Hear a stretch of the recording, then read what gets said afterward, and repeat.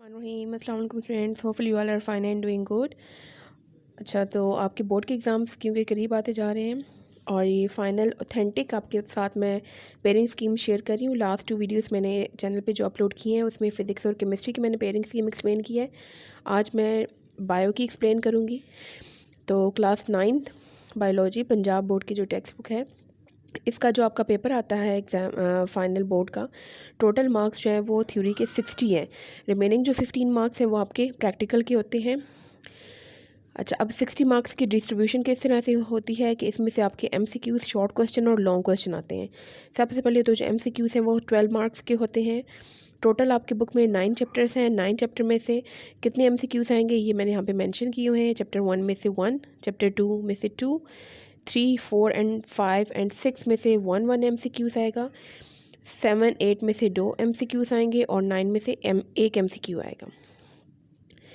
Next, short questions की जो distribution है वो किस तरह से होती है कि इनको 3 सेक्शन में डिवाइड किया होता है। टोटल जो आपके शॉर्ट क्वेश्चन के मार्क्स होते हैं वो 30 होते हैं। इन 30 मार्क्स के शॉर्ट क्वेश्चंस को 3 पार्ट्स में डिवाइड किया हुआ है और हर पार्ट में 8-8 क्वेश्चंस आपको दिए गए होंगे। इनमें से आपने कोई से भी 5 क्वेश्चंस अटैम्प्ट करने हैं। हर क्वेश्चन 2 मार्क्स का होगा। तो जो फर्स्ट सेक्शन है इसमें आपके जो शॉर्ट क्वेश्चन आएंगे वो आएंगे चैप्टर 1, 2 और 9 में से। 2 शॉर्ट क्वेश्चन 1 एंड 2 आएंगे आपके चैप्टर 1 में से। देन 3 जो क्वेश्चंस हैं शॉर्ट क्वेश्चन 3, 4, 5 ये आपके चैप्टर 2 में से आएंगे।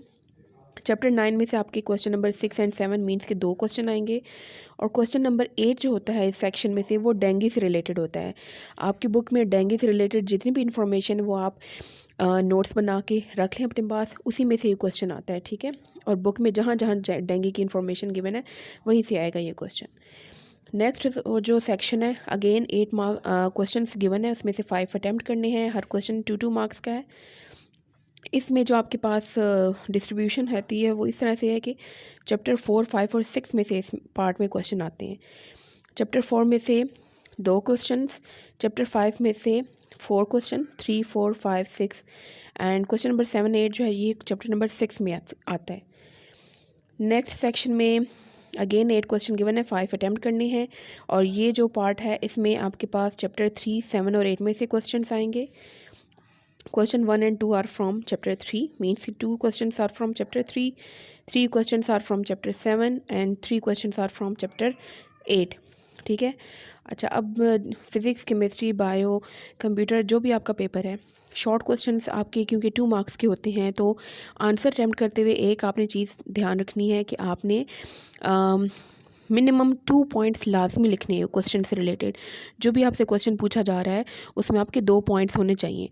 जैसे कि अगर कोई डेफिनेशन पूछी जा रही है तो आपने 1 मार्क्स की उसमें डेफिनेशन लिखनी है, डेफिनेशन की हेडिंग दे के डेफिनेशन लिखेंगे एंड सेकंड एग्जांपल की हेडिंग दे के उसकी एग्जांपल लिखेंगे। अगर तो उस डेफिनेशन की कोई एग्जांपल बुक में नहीं मेंशन, जैसे कि फिज़िक्स का है फॉर एग्जांपल, तो सेकंड आप हेडिंग उसकी फार्मूला की दे सकते हैं, या केमिस्ट्री में अगर फार्मूला है तो आप सेकंड डेफिनेशन फार्मूला की भी दे सकते हैं या यूनिट की दे सकते हैं फिज़िक्स में। तो आपके एटलीस्ट 2 हेडिंग्स शॉर्ट की लाजमी होनी चाहिए। इससे प्रेजेंटेबल भी लगेगा और आपके फुल मार्क्स लेने के चांसेस भी ज़्यादा होते हैं। Okay, long questions again physics, chemistry, bio तीनों का पैटर्न सेम ही है almost. Long question long question 18 marks के हैं। इसमें आपके पास 3 मेंशन होते हैं क्वेश्चंस और इनमें से 2 अटैम्प्ट करने हैं। क्वेश्चन नंबर 5 में जो 2 पार्ट्स हैं, एक पार्ट चैप्टर 1 में से आता है और एक पार्ट चैप्टर 3 में से। क्वेश्चन नंबर 6 का ए पार्ट चैप्टर 4 और बी पार्ट चैप्टर 6 में से। चैप्टर 7 में से एक पार्ट चैप्टर 7 और एक चैप्टर 8 का आता है। सो चैप्टर 2 और 5 में से कोई लॉन्ग क्वेश्चन नहीं आ रहा एंड 9 में से भी। बाकी 1, 3, 4, 6 एंड 7, 8 में से आपके लॉन्ग क्वेश्चन आएंगे। तो मैंने आपको लास्ट टाइम केमिस्ट्री की का टेबल एक्सप्लेन किया था कि आप एक चार्ट की फॉर्म में या टेबल की फॉर्म में अपने पास लिख के रख लें। केमिस्ट्री का तो मैंने एक्सप्लेन कर दिया था। फिज़िक्स और केमिस्ट्री और बायो और बाकी सब्जेक्ट का भी आप उस तरह से चार्ट प्रिपेयर कर सकते हैं।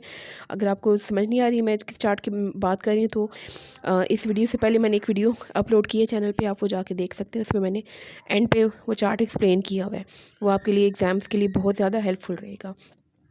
सो बाकी जो सब्जेक्ट्स हैं वो मैं इंशाल्लाह नेक्स्ट वीडियो में एक्सप्लेन कर दूँगी इसकी pairing scheme. Take care, see you next time, अल्लाह हाफिज़।